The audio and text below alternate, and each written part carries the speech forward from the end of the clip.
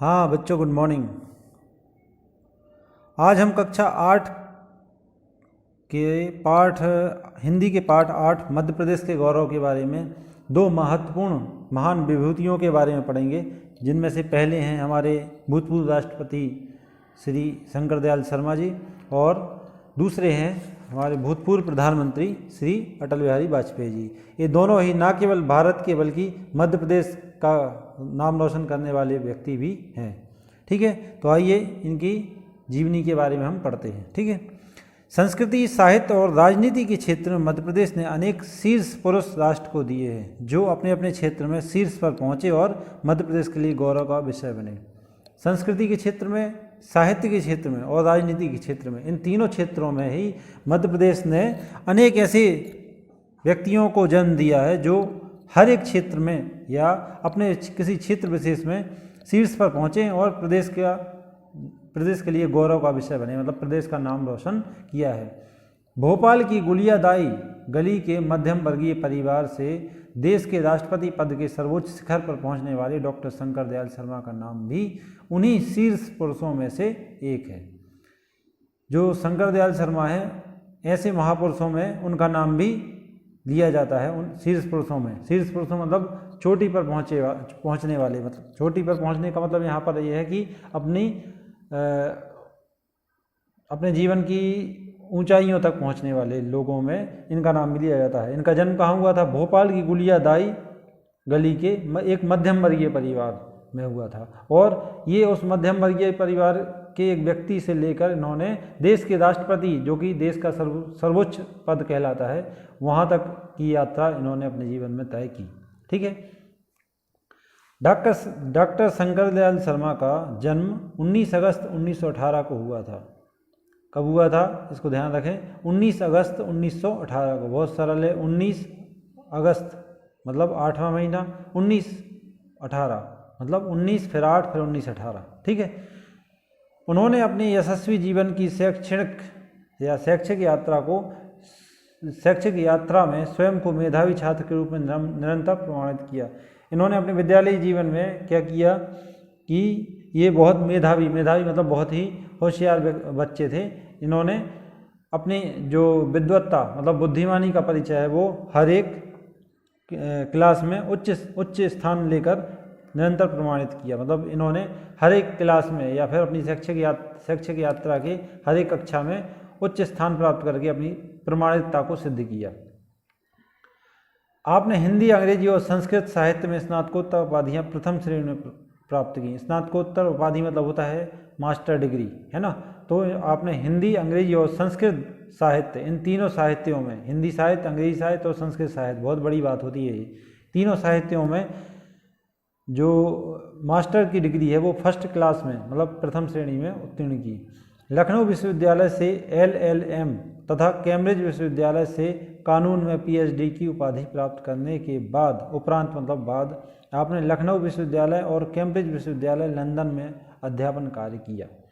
आपने MA की degree प्राप्त करने के बाद लखनऊ विश्वविद्यालय से LLM मतलब एक LLM कानून की डिग्री होती है ना, कानून में मास्टर डिग्री प्राप्त की इन्होंने, तथा कैम्ब्रिज विश्वविद्यालय, कैम्ब्रिज कहाँ है?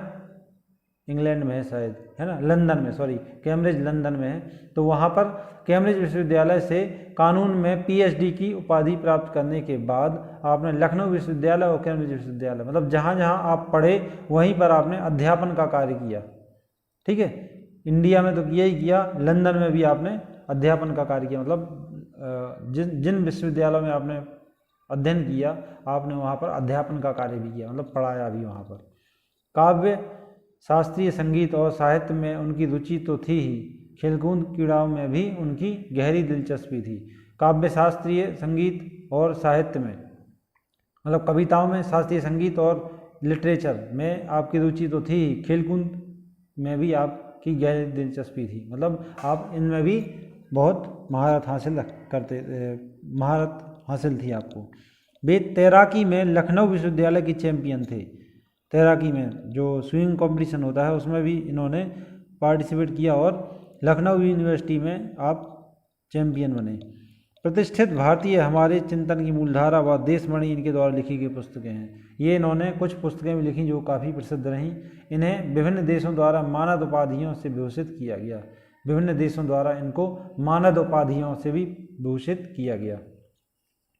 डॉक्टर शर्मा ने 7 नवंबर 1948 को सीहोर की एक विशाल जनसभा में विलीनीकरण आंदोलन के लिए जन आह्वान के साथ अपने सार्वजनिक जीवन का प्रारंभ किया। आपने क्या किया? 7 नवंबर 1948 को सीहोर, जो कि मध्य प्रदेश में है, वहाँ पर एक विशाल जनसभा में विलीनीकरण आंदोलन के लिए जन आह्वान के साथ अपने सार्वजनिक जीवन का प्रारंभ किया। मतलब इस आंदोलन में भाग लेकर आपने राजनीति में प्रवेश किया। ठीक है। इस आंदोलन के सिलसिले में इन्हें जेल की यात्रा भी करनी पड़ी और इस आंदोलन में भाग लेने के कारण उन्हें जेल भी जाना पड़ा। आप 1952, 1957 एवं 1962 में मध्य प्रदेश विधानसभा के सदस्य भी निर्वाचित हुए। इन 3 वर्षों में ये 5-5 साल के लिए विधानसभा के सदस्य भी चुने गए। आप 1952 में तत्कालीन भोपाल राज्य के प्रथम मुख्यमंत्री के पद पर तथा उसके पश्चात मध्य प्रदेश राज्य के शिक्षा, विधि, लोक निर्माण और वाणिज्य मंत्री भी रहे। 1952 में ये उस समय के मुख्यमंत्री, मध्य प्रदेश के मुख्यमंत्री भी चुने गए और उसके बाद मध्य प्रदेश के ही शिक्षा, विधि, लोक निर्माण और वाणिज्य मंत्री भी रहे। मतलब इन पदों पर आपको आसीन होने का अवसर मिला। डॉक्टर शर्मा 1967 में मध्य प्रदेश कांग्रेस कमेटी के अध्यक्ष बने। जो वर्तमान कांग्रेस है उसका पूरा नाम है, उस पार्टी का पूरा नाम है मध्य प्रदेश कांग्रेस कमेटी। तो ये उसके अध्यक्ष भी बने। ठीक है। वे 1971 और 1980 में भोपाल से लोकसभा के सदस्य भी निर्वाचित किए गए। अब देखिए, अभी तो ये मध्य प्रदेश की राजनीति में ही सक्रिय थे, लेकिन 1971 और 1980 में भोपाल से लोकसभा के सदस्य, जिसको एमपी बोलते हैं, मेंबर ऑफ पार्लियामेंट, मतलब भोपाल से दिल्ली के लिए चुने गए। भोपाल जो लोकसभा क्षेत्र होता है वहाँ से ये दिल्ली के लिए चुने गए। कब 1971 में और 1980 में। ये 5-5 वर्ष के लिए चुने जाते हैं। तो पहली बार 71 में और दूसरी बार 1980 में निर्वाचित हुए, चुने गए। 1972 में डॉक्टर शर्मा कोलकाता में हुए कांग्रेस अधिवेशन में कांग्रेस दल के राष्ट्रीय अध्यक्ष बने। यहाँ पर 1972 में उन्होंने जो कांग्रेस है ना, भारतीय राष्ट्रीय कांग्रेस है, उसकी अध्यक्षता भी की। मतलब इतने बड़े पद पर भी रहे। 1974 से 1977 तक आप भारत सरकार के संचार मंत्री रहे। अब देखिए, ये मध्य प्रदेश से बाहर, मतलब प्रदेश से बाहर निकलकर राष्ट्रीय स्तर पर 1974 से 1977 तक संचार मंत्री के रूप में रहे। आपने मध्य प्रदेश, गलत हो गया, आपने आंध्र प्रदेश, पंजाब और महाराष्ट्र के राज्यपाल पदों की गरिमा को भी बढ़ाया। जिस तरह देश का सर्वोच्च पद राष्ट्रपति का होता है, उस तरह किसी भी राज्य का सबसे बड़ा पद राज्यपाल का होता है। तो आप आंध्र प्रदेश, पंजाब और महाराष्ट्र के राज्यपाल पदों पर भी, राज्यपाल के पद पर भी सुशोभित रहे। मतलब आप राज्यपाल भी बने इन 3 राज्यों के। 21 अगस्त 1987 को आप उपराष्ट्रपति पद पर निर्विरोध निर्वाचित हुए। कब? पहली बार 1987 में उपराष्ट्रपति के पद पर चुने गए। 25 जुलाई 1992 को आप देश के 9वें राष्ट्रपति के रूप में भारतीय गणतंत्र के सर्वोच्च पद पर आसीन हुए। कब? 1992 में। ये पहली बार भारत के राष्ट्रपति के रूप में भारतीय गणतंत्र के सबसे बड़े पद, जो कि राष्ट्रपति होता है, उस पर आसीन हुए। डॉक्टर शर्मा देश के स्वाधीनता संग्राम के अग्रणी योद्धा और साक्षी रहे। आपने अपने राजनीतिक जीवन से भारत के महान व्यक्तियों की गौरवशाली परंपरा को सार्थक बनाया। मतलब आपने स्वाधीनता संग्राम, जो स्वतंत्रता संग्राम है, उसमें भी बढ़ चढ़ कर हिस्सा लिया और राजनीतिक जीवन से और दूसरी ओर आपने अपने राजनीतिक जीवन से भारत के महान व्यक्तियों की गौरवशाली परंपरा को सार्थक बनाया। मतलब दूसरी तरफ आपने स्वतंत्र भारत में भी राजनीतिक सेवा करके अपने जीवन को गौरवशाली परंपरा को आगे बढ़ाया। आप जिन सार्वजनिक पदों पर आसीन हुए, उनमें आपने आध्यात्मिक और लौकिक मूल्यों का साहसिक संतुलन बनाए रखा। मतलब ये आध्यात्मिक और जो लौकिक मूल्य हैं, वैल्यूज़ हैं, उनको इन्होंने हमेशा अपने साथ रखा। डॉक्टर शर्मा ने जहाँ भी राजनीति में नैतिक मूल्यों का क्षरण होते देखा, वहाँ अपना विवेकपूर्ण हस्तक्षेप अवश्य किया। इन्होंने जब भी राजनीति में गलत तत्वों का या नैतिक मूल्यों का क्षरण, यानी नैतिक जो मूल्य होते हैं, मोरल वैल्यूज़ होती हैं, उनकी कमी को देखा, वहाँ पर इन्होंने हस्तक्षेप जरूर किया, है ना। आपने अवमूल्यित राजनीति के संदर्भ में सदैव वैचारिक जिज्ञासा, सांस्कृतिक आत्मविश्वास तथा सृजनात्मक विमर्श के प्रतिमानों को अनेक मंचों से अभिव्यक्ति प्रदान की। देश के सर्वोच्च पद पर रहने के बाद भी यदि किसी के दम्भ का लेश ना हो तो यह व्यक्तित्व की महानता ही कही जाएगी। मतलब इतने बड़े पद तक पहुंचने के बाद भी डॉक्टर शंकर दयाल शर्मा के मन में या उनके व्यक्तित्व में बिल्कुल भी लेश मात्र भी दम्भ या घमंड नहीं था, और डॉक्टर शर्मा में यह महानता थी। मतलब ये उनकी एक बड़ी ही महानता थी, ठीक है।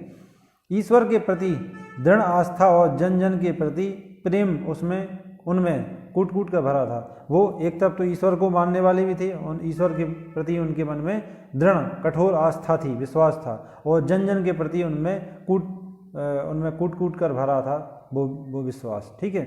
यानी वो ईश्वर और हर एक व्यक्ति के प्रति अपने मन में प्रेम प्रकट करते थे, ठीक है।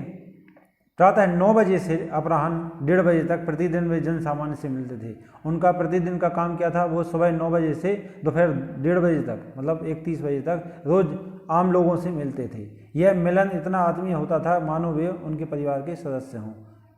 ये मिलन भी आत्मीय होता था, ऐसा नहीं कि वो एक फॉर्मेलिटी बस कर लेते थे, वो उनसे आत्मीयता से मिलते थे। आत्मीयता से मतलब प्रेम से मिलते थे। भारतीय लोकतंत्र के इतिहास में इसे विरल संयोग ही माना जाएगा कि एक ही समय में मध्य प्रदेश की विभूतियों ने राष्ट्रपति और प्रधानमंत्री के पद में गौरवान्वित किया। मतलब जिस समय राष्ट्रपति के पद पर एक महान विभूति थी जो कि मध्य प्रदेश से थे, जो कि कौन थे? डॉक्टर शंकर दयाल शर्मा। उसी समय प्रधानमंत्री के पद पर भी मध्य प्रदेश के ही एक बेटे, जो कि कौन? अटल बिहारी वाजपेयी, प्रधानमंत्री के पद को सुशोभित कर रहे थे। तो ये अपने आप में एक बहुत बड़ी क्या है, गौरव की बात है कि एक ही समय में 2 महान व्यक्ति मध्य प्रदेश का राष्ट्रीय स्तर पर नेतृत्व कर रहे हैं। हम देखेंगे दूसरे व्यक्तित्व जो कि हैं हमारे पूर्व प्रधानमंत्री माननीय श्री अटल बिहारी वाजपेयी जी। तो पढ़ते हैं इनके बारे में। महात्मा गांधी के अंग्रेजों भारत छोड़ो आंदोलन में किशोरावस्था में भाग लेकर 24 दिनों की जेल यात्रा करने वाले अटल बिहारी वाजपेयी का जन्म ग्वालियर जिले की एक साधारण सी जगह सिंधे की छावनी में 25 दिसंबर 1925 को हुआ था। जो अटल बिहारी वाजपेयी हैं, इनका जन्म 25 दिसंबर 1925 को ग्वालियर जिले में हुआ था, ठीक है। इन्होंने महात्मा गांधी के अंग्रेजों भारत छोड़ो आंदोलन में किशोरावस्था में भाग लेकर 24 दिनों तक की जेल की यात्रा भी की थी। मतलब जब ये किशोरावस्था में, किशोरावस्था होती है 18 वर्ष से पूर्व का समय, तो इसमें इन्होंने 24 दिन की जेल यात्रा भी की थी, और ये महात्मा गांधी के अंग्रेजों भारत छोड़ो आंदोलन में भी शामिल हुए थे, ठीक है। इनकी माता कृष्णा देवी धार्मिक संस्कारों वाली महिला थी। घर में पठन पाठन का वातावरण था। इनकी जो माता जी थी कृष्णा देवी, वो बहुत ही धार्मिक संस्कारों वाली महिला थी, और घर में पठन पाठन का वातावरण था। मतलब घर में सभी लोग पढ़े लिखे होने के कारण माहौल बिल्कुल पठन पाठन जैसा था, पठन पाठन वाला था, ठीक है। घरेलू संस्कारों का प्रभाव बालक पर पड़ना ही था। अब घर पर ऐसा वातावरण था, इसलिए इसका प्रभाव इनके संस्कारों पर पड़ा, ठीक है। अटल बिहारी जी सहज सरल और भावुक हृदय के धनी बन गए। मतलब वो बहुत ही सहज सरल और भावुक व्यक्ति बन गए थे, ठीक है। गरीब बच्चों को पढ़ाना, उनके लिए पुस्तकें एकत्रित कर उनकी सहायता करना उनका सदा प्राथमिक प्रयत्न रहा। उनका एक प्रयास भी कह सकते हैं, उसको शौक भी कह सकते हैं। गरीब बच्चों को वो पढ़ाते थे और उनके लिए पुस्तकों की व्यवस्था भी यदा कदा वो कर दिया करते थे। गरीबों की यथासंभव मदद वे छात्र जीवन से ही करते रहे हैं। उनकी मदद वो छात्र जीवन से, मतलब जब वो बड़ी कक्षाओं में छात्र जीवन बिता रहे थे, तभी से वो उनकी मदद करते रहे हैं। उनके पिता श्री कृष्ण बिहारी वाजपेयी अध्यापक और कवि थे। इनके पिता एक अध्यापक थे व्यवसाय से, पेशे से, और कवि भी थे। उनके पिता की रचना पढ़ते पढ़ते अटल जी तुकबंदी करने लगे। तुकबंदी होता है जिसमें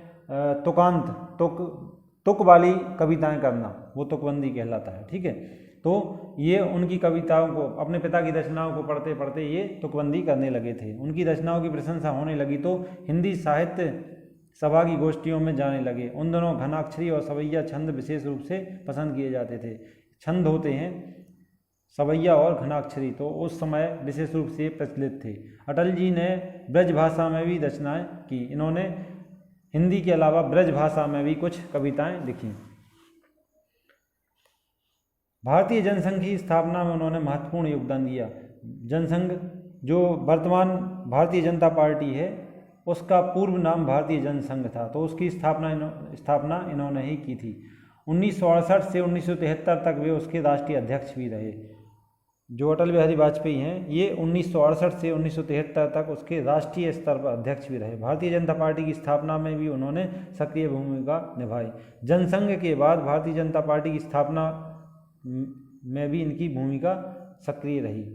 पंडित दीनदयाल उपाध्याय के निर्देश पर वे कानपुर गए और राष्ट्र धर्म के प्रथम संपादक के रूप में कार्यभार ग्रहण किया। पत्रकारिता जगत में उन्होंने अपनी अलग पहचान बनाई। उन्होंने स्वदेश, पांचजन्य और वीर अर्जुन जैसे पत्रों का संपादन किया। अटल बिहारी वाजपेयी ने, ये बहुत महत्वपूर्ण है, स्वदेश, पांचजन्य और वीर अर्जुन जैसे पत्रों का, पत्र मतलब समाचार पत्रों का संपादन किया। राजनीति में उनकी रुचि स्वाभाविक ही थी। इनकी जो इनका जो इंटरेस्ट था वो राजनीति में बचपन से ही था, स्वाभाविक था। ठीक है, 1957 में वे बलरामपुर से लोकसभा के सदस्य के रूप में चुने गए। कब? 1957 में।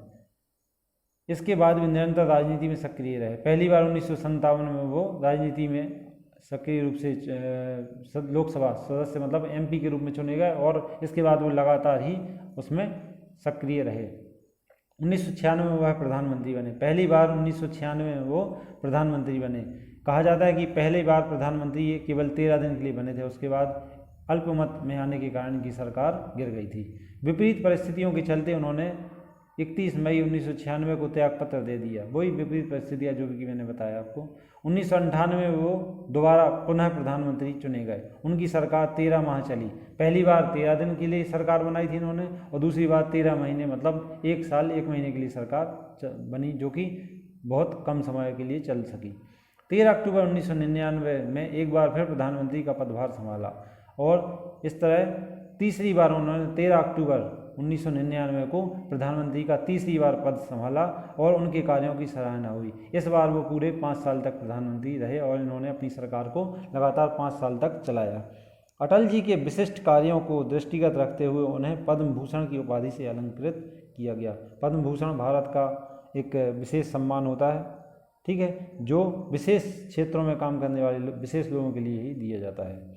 उत्तर प्रदेश हिंदी संस्थान लखनऊ ने उन्हें हिंदी गौरव विभूति से सम्मानित किया। जैसा कि हम ऊपर पढ़ चुके हैं, एक कवि भी थे, तो जो उत्तर प्रदेश हिंदी संस्थान है उन्होंने उनके हिंदी में अपनी सेवाएं देने के लिए हिंदी गौरव विभूति से सम्मानित किया। इन्होंने मेरी इक्यावन कविताएं, कैदी कबीराय की कुंडलियाँ, न दैन्यम न पलायनम, मेरी संसदीय यात्रा आदि प्रमुख रचनाएं लिखी। ठीक है, ये इनकी पुस्तकें हैं। ठीक है, ध्यान रखना, पुस्तकें अलग हैं और इनके पत्र अलग हैं, जो कि हमने ऊपर देखे थे। ठीक है, अपनी भाषण शैली और तथ्य प्रस्तुति की अनूठी कला के कारण अटल जी संसद में ही नहीं, संसद के बाहर भी इतने लोकप्रिय हैं कि सांसद ही नहीं, जन सामान्य भी उन्हें सुनने के लिए लालायित रहते हैं। इनकी जो अटल बिहारी वाजपेयी की जो भाषण शैली थी और अपनी बात को प्रस्तुत करने की जो कला थी वो उन्हें विशेष बनाती है। ठीक है, ना केवल ये एमपी के रूप में, संसद सदस्य के रूप में संसद में, बल्कि संसद से बाहर ही नहीं बल्कि जन सामान्य के बीच में भी इतने ज़्यादा लोकप्रिय थे कि उनको सुनना सभी लोग पसंद करते थे। लोग लालायित रहते थे उनको सुनने के लिए। उनके भाषण काव्यमय, साहित्यिक और प्रेरक होते थे। वे समय अनुकूल मतलब समय के अनुसार श्रोताओं और सभाओं में भाव जगाने में भी समर्थ होते हैं। मतलब वो लोगों को अपनी ओर आकर्षित करने में और अपने श्रोताओं और सभाओं में मतलब अपने श्रोताओं में भाव जागृत करने में हमेशा वो सफल रहते थे। मध्य प्रदेश के गौरव डॉक्टर शंकर दयाल शर्मा और अटल बिहारी वाजपेयी दोनों ही अध्यापन से जुड़े रहे।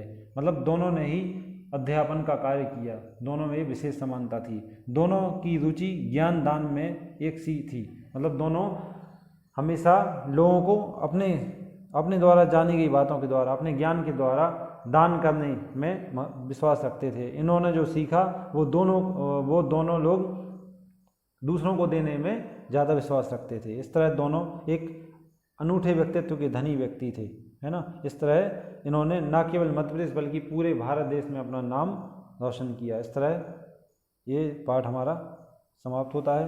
ये हैं इसके शब्द अर्थ, आप देख सकते हैं। वीडियो को पॉज करके इनको आप लिख भी सकते हैं।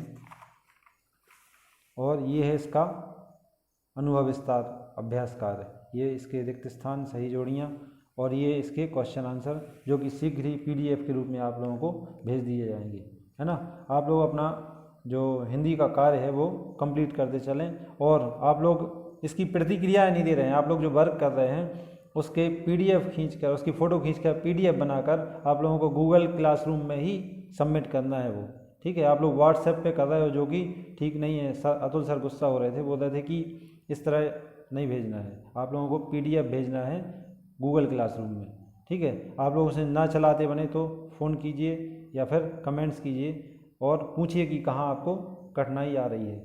इस तरह PDF आप लोग उसी में अपने वर्क को, असाइनमेंट वर्क है जो आप लोगों का, उसी में उसकी प्रतिक्रियाएँ दें, ठीक है। तब तक के लिए धन्यवाद।